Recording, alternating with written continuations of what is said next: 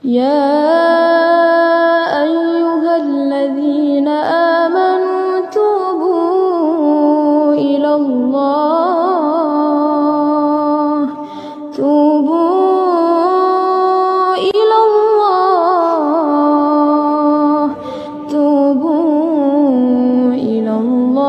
توبة نصوحا. Bismillahirrahmanirrahim. Assalamualaikum warahmatullahi wabarakatuh. Alhamdulillah wassalatu wassalamu ala Rasulillah wa ala alihi wa sahbihi wa mawala amma ba'du. Sahabat anak pasar hijrah yang semoga dalam lindungan Allah Subhanahu wa taala.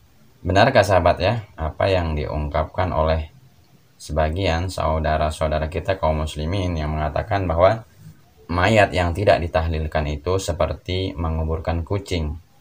Jadi membahas masalah ini sahabat ya, memang di dalam agama Islam itu ada aturan-aturan tertentu di dalam mengurus jenazah.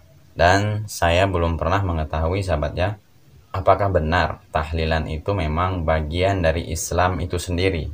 Dan apakah mungkin salah jika mayat yang tidak ditahlilkan dikatakan seperti menguburkan kucing.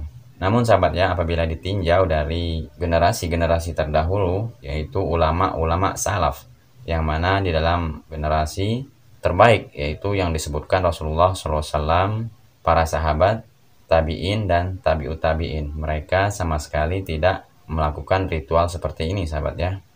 Jadi pendapat saya sahabat ya, saya lebih condong kepada generasi utama yaitu generasi para salaf, yang mana mereka tidak melakukan acara ritual-ritual seperti itu. Baik, terima kasih. Ada orang yang mengatakan kalau orang meninggal lalu tidak pakai selamatan tahlilan itu seperti ngubur kucing.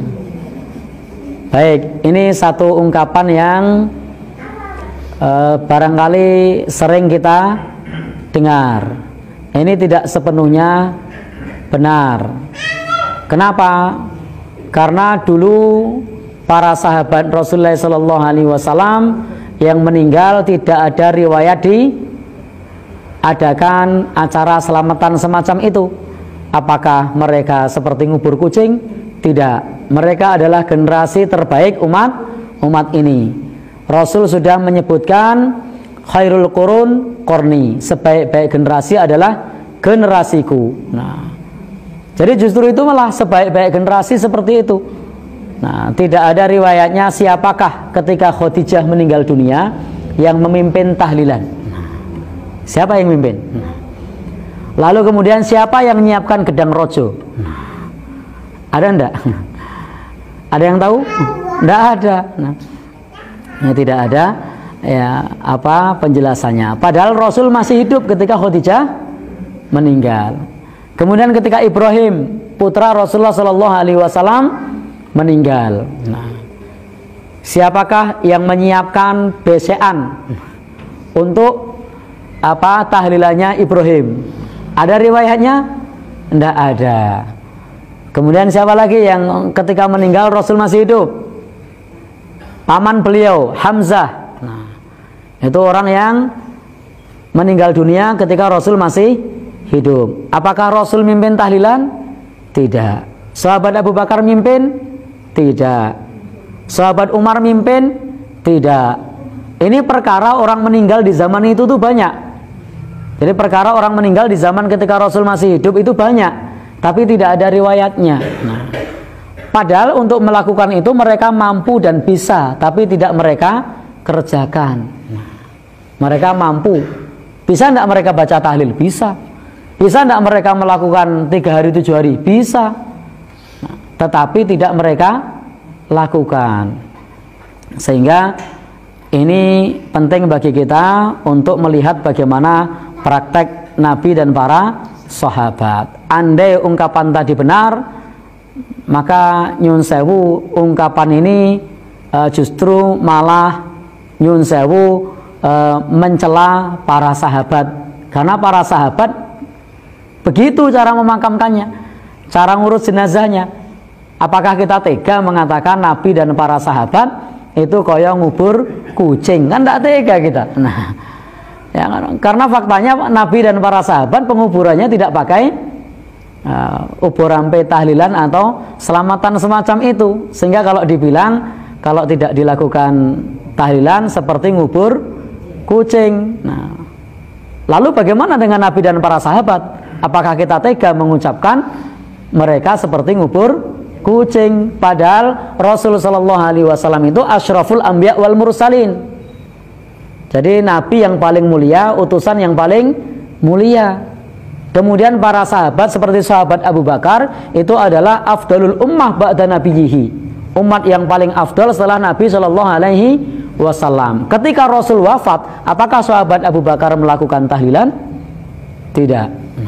Padahal beliau adalah afdalul ummah ba'da nabiyhi, orang yang paling afdal setelah Nabi SAW. Itu tidak dilakukan oleh beliau. Ya, paling tahu masalah agama, tetapi ternyata tidak dilakukan hal tersebut. Dan pada saat itu memakamkan Rasulullah SAW tidak pakai selamatan ubur rampe mulai dari berapa? 7 hari, 40, 100. Andaikan terjadi di mereka, saya yakin hadisnya tidak cuma 1 atau 2. Hadisnya akan ada ratusan, bahkan bisa jadi hadisnya ribuan, karena banyak orang yang meninggal di zaman itu. Orang-orang yang pada saat perang Badar meninggal, ada enggak? Ada. Yang perang Uhud meninggal, ada enggak? Banyak. Nah, tetapi tidak dilakukan. Andai mereka melakukan itu, maka pada saat itu sahabat Nabi itu akan sibuk dengan tahlilan, karena banyak orang yang meninggal pada saat perang. Dan Nabi memimpin perang pada zaman itu kurang lebih sekitar 27 kali yang beliau pimpin sendiri. Dan perang di zaman Nabi ketika Nabi masih hidup itu sekitar 50-an kali. Hampir tiap 3 bulan itu terjadi perang. Nah, tetapi ternyata kalau misalnya ada ritual semacam itu, wah itu sahabat Nabi itu sibuk sekali itu. Nah, kenapa? Setiap ada ekspedisi perang ada yang meninggal, ada yang meninggal lagi, ada yang meninggal lagi. Ada yang masih 7 harinya, ada yang barengan dengan 100 harinya, ada yang barengan dengan setahunnya, ada yang barengan dengan 2 tahun. Oh, itu hampir tiap hari itu. Nah, itu bisa melakukan yang seperti itu. Tetapi ternyata tak ada riwayatnya satu pun tidak ada. Nah, padahal andaikan ada, kira-kira mungkin tidak benturan antara 7 hari dengan 100 yang lain? 100 benturan dengan yang setahun atau 2 tahun? Bisa. Bahkan bisa jadi tiap saat ada acara itu. Tapi tidak ada riwayatnya sampai kepada kita. Maka tegakah kita mengatakan mereka seperti ngubur kucing? Nah, ada yang tega? Tidak. Jadi kita beristighfar kepada Allah Subhanahu wa taala dari ucapan tersebut.